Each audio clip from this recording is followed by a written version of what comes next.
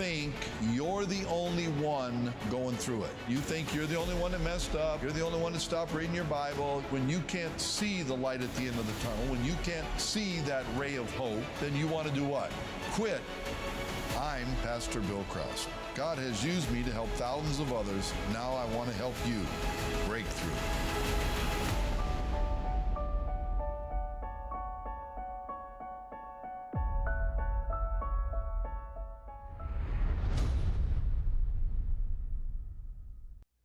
Welcome to Breakthrough with Bill.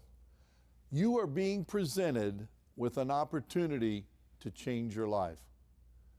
The whole key to my ministry and my life is I break things down into simplicity and clarity. I'm going to take what seemed complex, what wasn't working for you, and I'm going to boil it down so you know exactly what you want to do to get where you want to go. That's the whole key to our time together. I'm here for you. I'm here to help you get where you want to go. This is our time together to change your life. So see, Jesus said in Matthew 16, verse 13, when Jesus came into the region of Caesarea Philippi, he asked his disciples, he's asking a question. See, who am I? See, I could stand before you as disciples and say, who am I? Who am I? And who do men, but he's saying, he asked the disciples, saying, who do men? See, who do men say that I am? Here's the problem. You don't know what men say about me. You have no clue what men say about me. Now, I could pull up my text and show you what great men that you consider great men or great women and show you what they say, but I don't feel that need for the speed, you understand what I'm saying?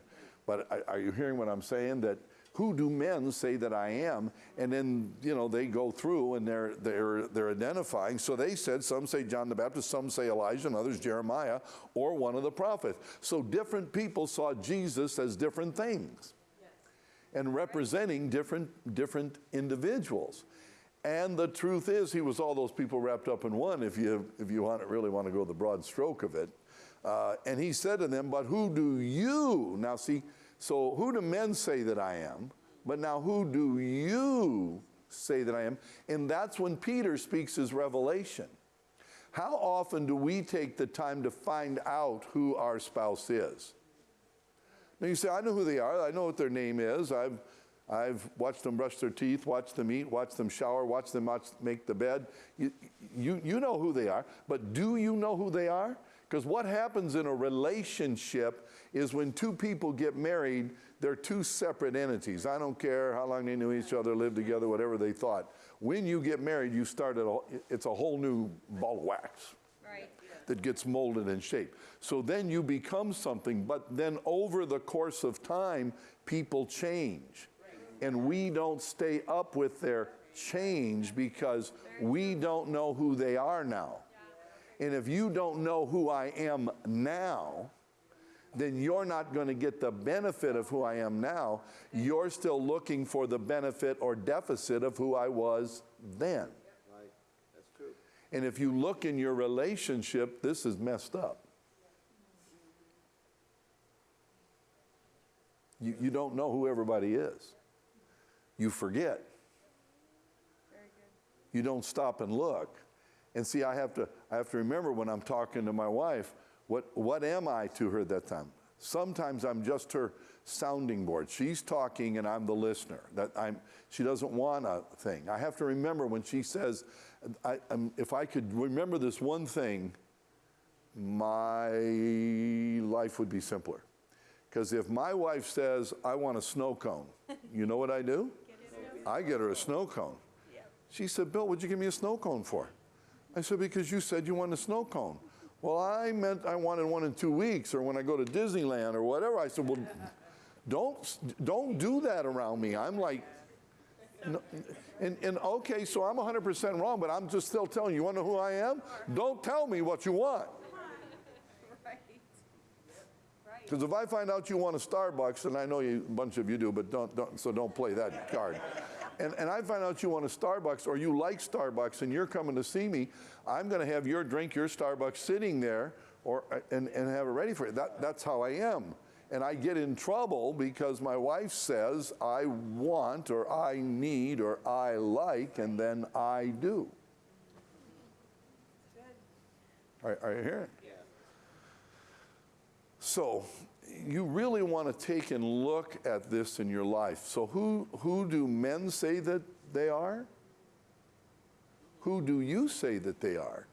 And then there's the question, who are they? See, who was Jesus? Jesus was the Son of God.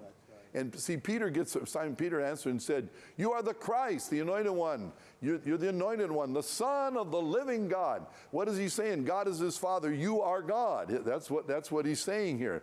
And this is a revelation. See, if you want to know who someone is, you want to find it out by revelation.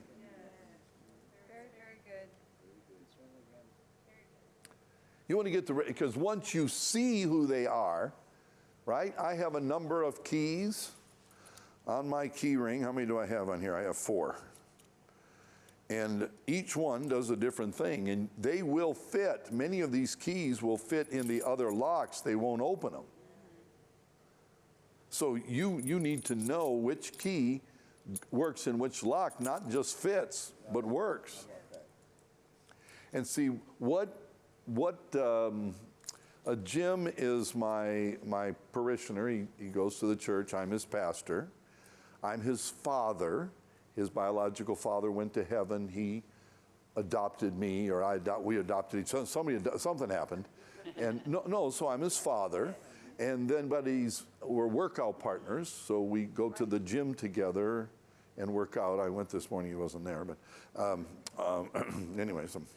anyways, well, sometimes your son's busy, you have kids. Do you see the different things? And other times he's a consultant to my business and in different areas of my life. And even though I'm the father and the pastor and the leader and the owner, he still has other positions. And I have to remember when I'm at the gym, I can't say, look, I'm your dad. Shut up, boy. You can't tell me how to do no, I want him to tell me how to correct my workout, so I'm not just there standing there, but I'm getting something out of it.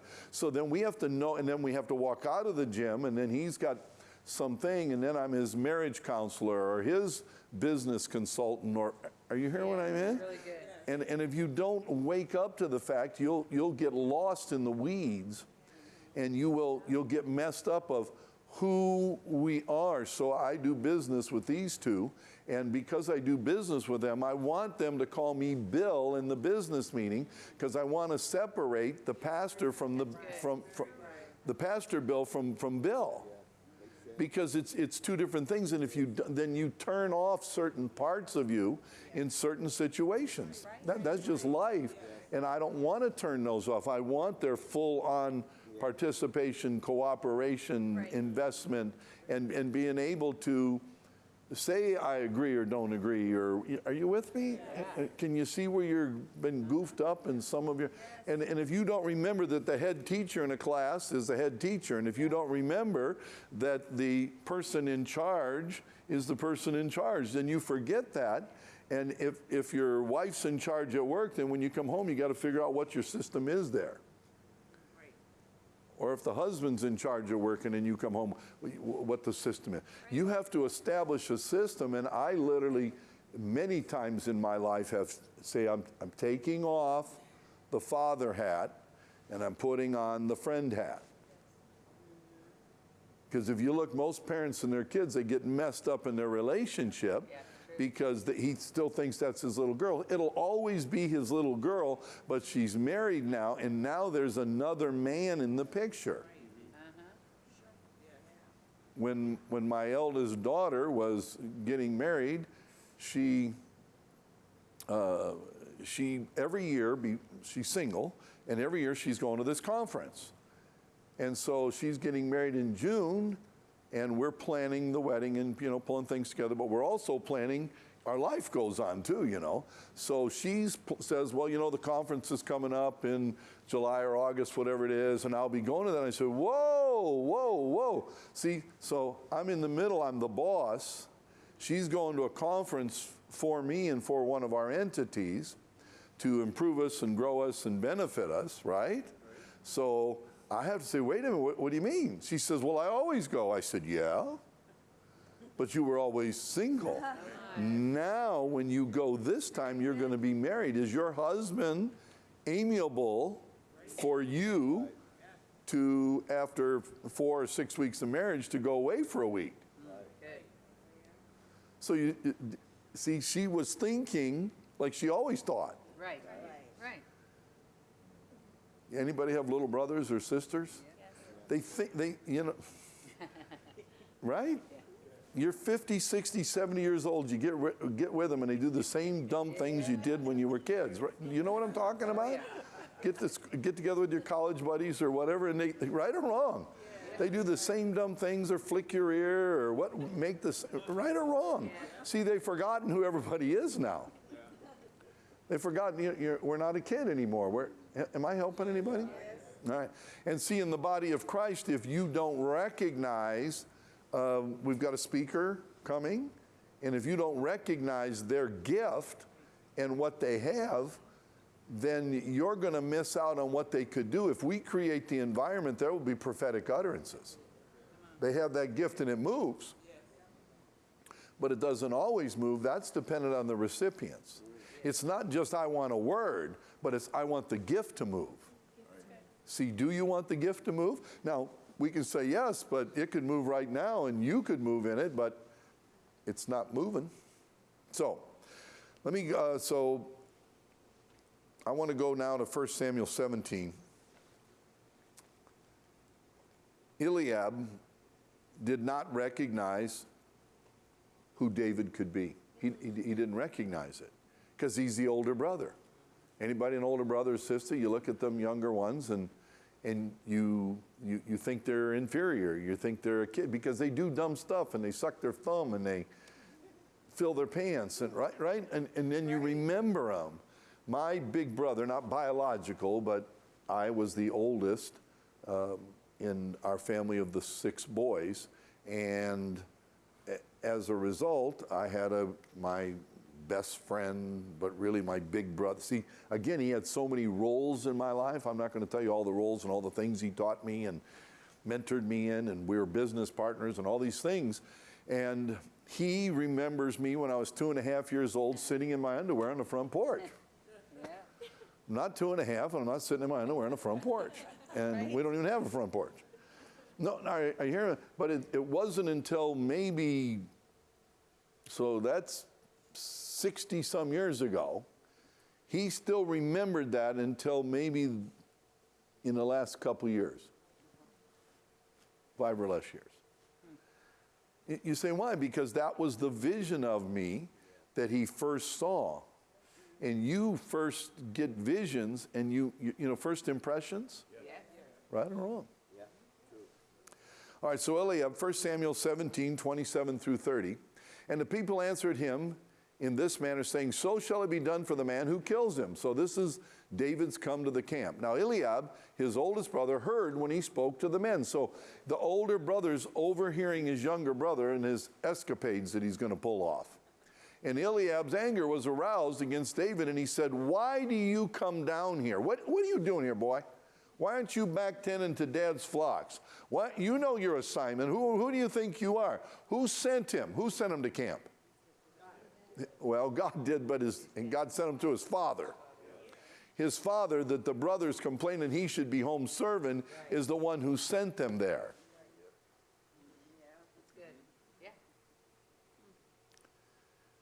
Why did you come down here? And with whom have you left those few sheep in the wilderness? I know your pride and the insolence of your heart. This was not true of David. Right. David was, right?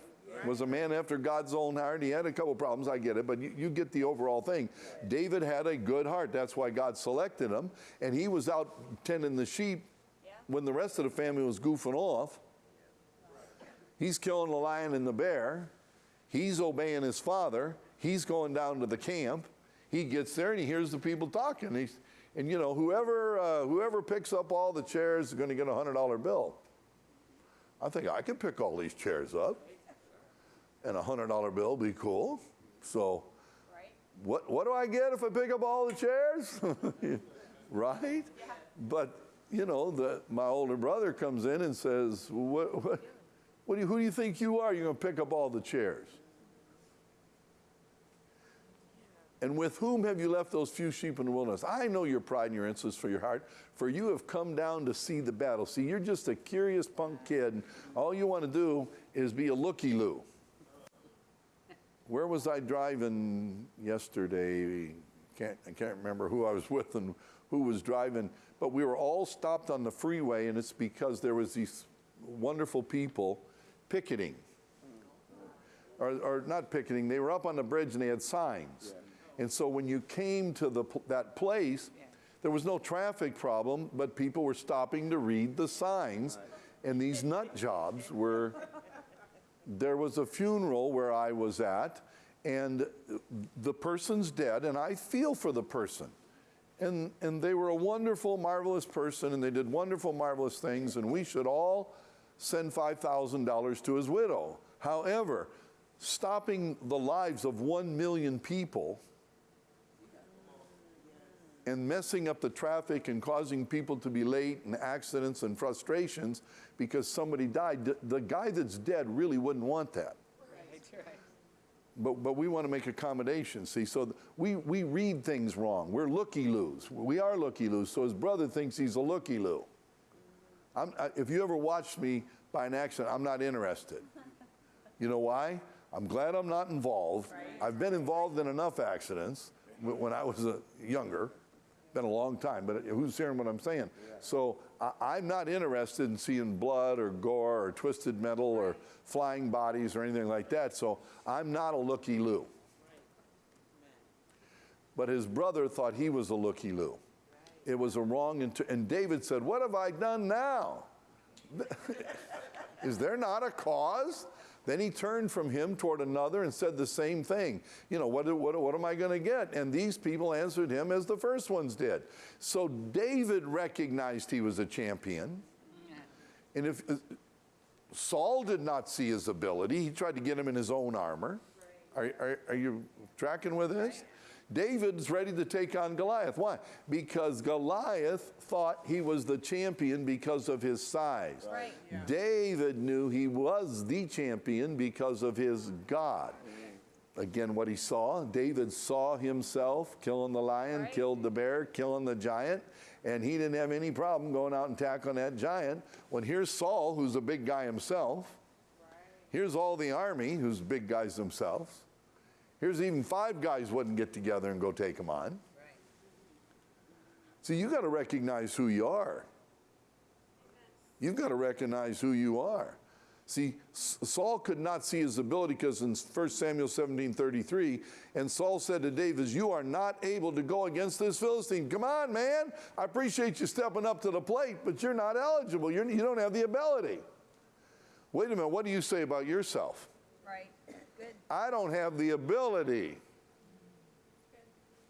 I can't lead anybody to Christ. I didn't hear you. I can't get up and preach. I can't give $10,000. You can't do it because you don't see it, but the thing is, if you don't recognize, right? How come the child recognizes the mother, the father, the grandfather, the grandmother, and recognize that they will in fact produce what that child needs? Is it faith? I don't know if they have any more faith than you do. You know what I think it is? I think it's they can see that you'll do it. I think that they can recognize that they recognize, my grandchildren will ask things and they'll say, "Well, if anybody can do it, Grandpa, nobody else is going to do this for me." They already know that. See, we've already established that. Am I better than any other of the three grandparents? Absolutely not. Could they all do the same thing? Yes, they could, but they don't desire or recognize or see themselves doing it. And so the grandchildren have now developed the recognition that Grandpa Krause, that's me, will do it. Right? They have not because they ask not, and what I teach them, that's the way it is with God. You have not from God because you ask not. I always tell the growing kids in the church, do you want to grow up and be like your parents? And you can see them start shuddering and cranking and going into convulsions because they don't. Don't get mad. I hope you don't want them to. Because they know that they have limitations and they can see that they see limitations. Who's hearing what I'm saying? David knew it was not his style. 1 Samuel 17, 38 and 39. So Saul clothed David with his armor. So Saul says, okay, kid, because, see, you're not able to go against this Philistine, is what he said in 33. In 38, he said, okay, so Saul clothed David with his armor, because he didn't want to go out. And he put a bronze helmet on his head, and he clothed him with a coat of mail. David fastened his sword to his armor and tried to walk. Saul was a big guy. David's the little guy. It's not going to work. For he had not tested them. See, more than one of you have lost your faith in the things of God because you tried to do what somebody else did. Yes. Really good. Now, you heard about them giving their car away or believing for a car, whatever, it doesn't matter what it is. You heard about it, and you said, that's cool. But that doesn't make you eligible because you really don't believe it. And so you believe for something that you couldn't do. Then when God told you to do something, you didn't do it because you didn't believe that God was going to come through. But it wasn't God that failed. It was you that failed because you tried, right?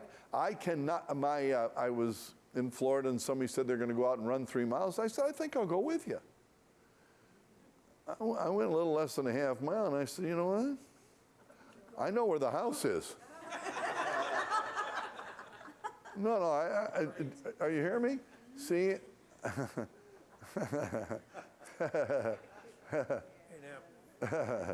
I just knew that I'd been pushing myself further than I need to push myself. Now, should I be able to do that? Yes. Can I do it? Yes, but I couldn't do it that day because I walk now instead of run. Can I walk 3 miles? Yes, I can walk 10. But could I run 3 miles? And they're not even going what I would call a running pace. They were going to walk fast or jog or whatever you want to, whatever I call it or you call it. You call it running.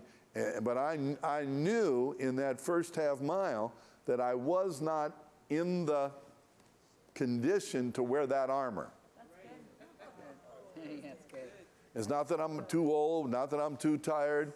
I knew that I was taking on an event that was bigger than me, and I could have even done it, but I would not have blessed myself. I would have cursed myself. Yeah. I would have not helped myself. I would have debilitated myself.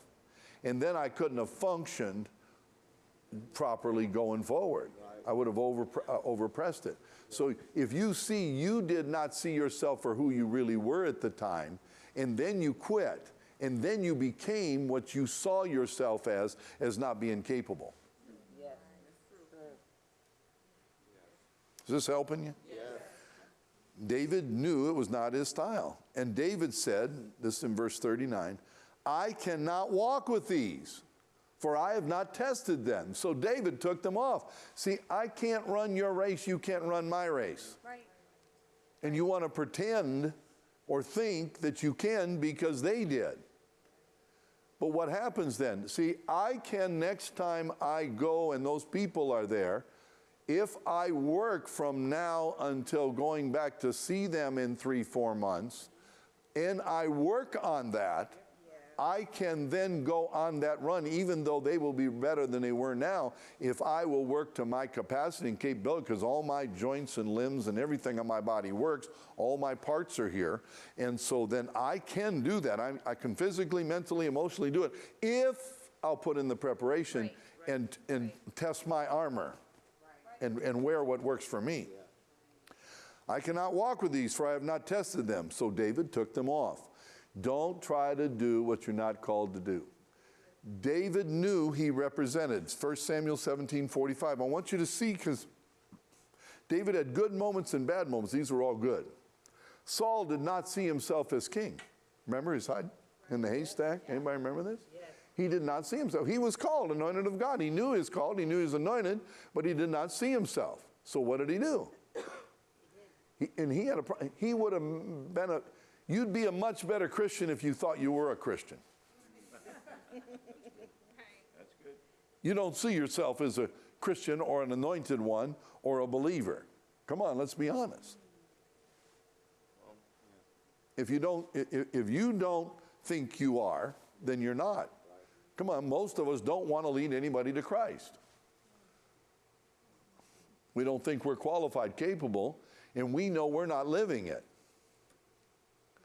But you're not living it because of Jesus. You're not living it because of you.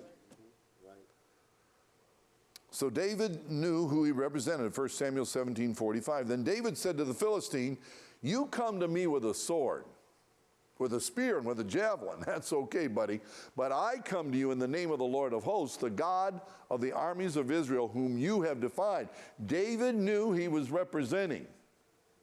If Rob's going out afterward and he's going to go get breakfast for all of us and bring it back, and he's going with my credit card, then he knows the power behind that card because he's done it for me before.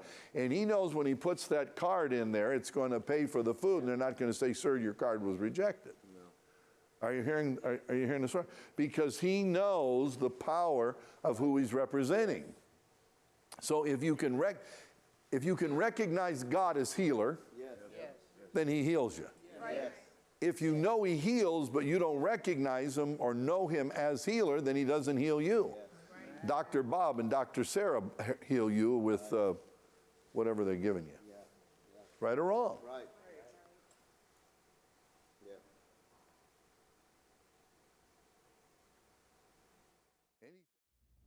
I want to thank you for being part of the program today.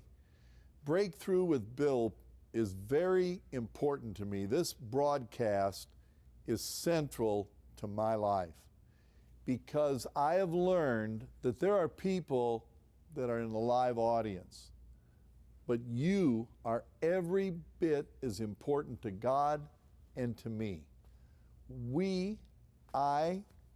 You are a team. We work together. I'm here to serve you. That's why I've invested my life, my time, my money. You count. You're important to God. You're important to me. Reach out to us. Let us know how we can be a bigger part of your life. We're here to care. We're here to share. We're here to be a part. You count with God and with me. Have you ever been frustrated with having the same data in multiple places? Are you tired of searching through Excel spreadsheets for information you need? Are you looking for an easy way to help your team manage your organization's data? Introducing PBID Manager, software designed to simplify your life, give you less stress, eliminate multiple spreadsheets, and put all your data in one place. Let us help you and your team remove the frustration of data management and get back to focusing on what matters most for your organization. PBID Manager. Request your demo today.